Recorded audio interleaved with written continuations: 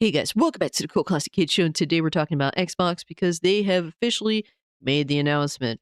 And they say, please join us for a special edition of the Xbox, official Xbox podcast. Hear from Phil Spencer, Sarah Bond, and Matt Booty as they share updates on the Xbox business. I will be live streaming this event, so if you'd like to join me, 3 p.m. Eastern Time. I'll start streaming at 2:30 p.m. Eastern Time.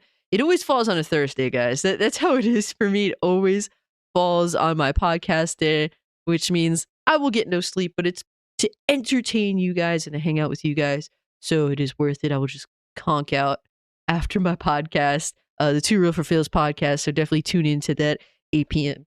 EST on Thursday. But enough of this shameless self promotion. At least we have the big three to give us some answers. And this could be an insane.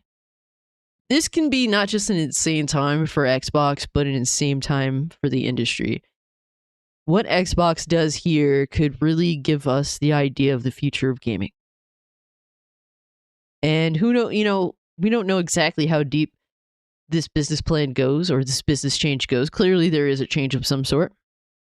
What games will be going to opposing platforms? What is the future of Game Pass? Will it continue to be day and date? What is the future of Xbox consoles?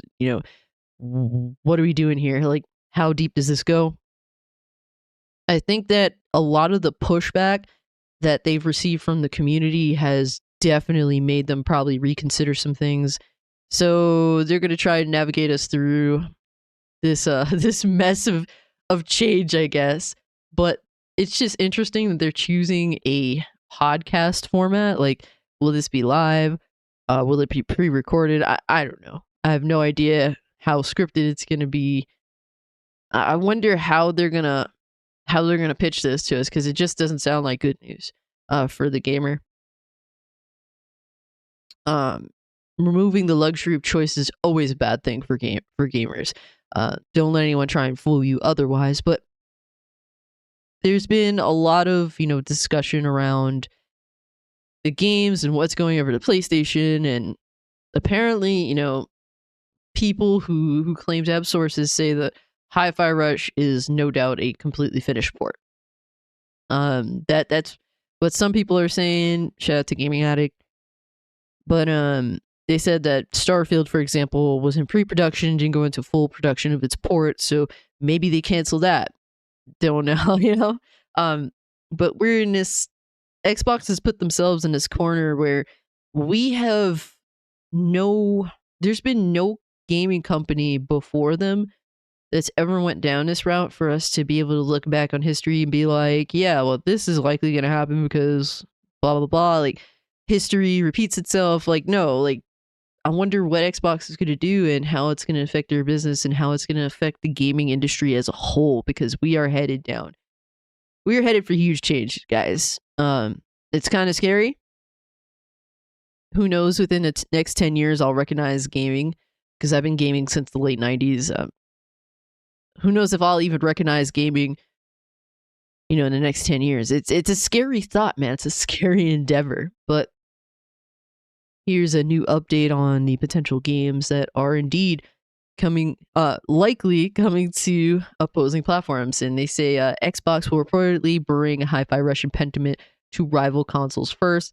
It's interesting because Pentiment wasn't involved in the conversation. And personally, I feel like Hi-Fi Rush and Pentiment would do well if they did go to opposing platforms. It's not like Pentiment for real is a system seller. I don't think Hi-Fi Rush is a system seller. Matter of fact, I don't think Hi-Fi Rush's sales were all that great. So for these games to go over to PlayStation and Nintendo, first off, they'd both play on those platforms well, and they would see more sales, which is a good thing. I would like to see.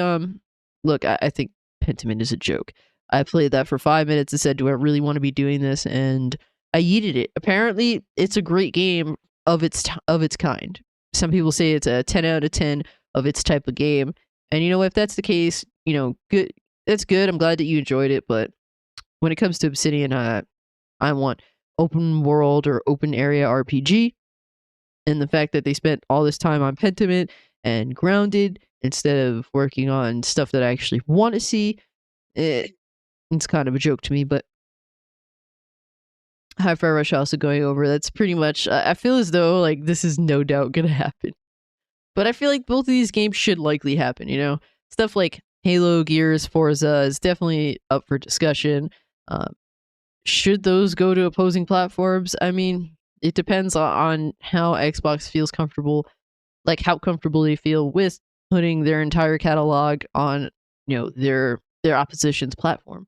Another thing is Sea of Thieves is also planned for release on non-Xbox platforms this year. It's claimed, and with Sea of Thieves being like an online game, it'd be awesome for it to be on different platforms with crossplay and all that.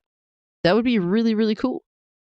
For me, I just want to see where the future of gaming is headed. That's what's really important to me at this point.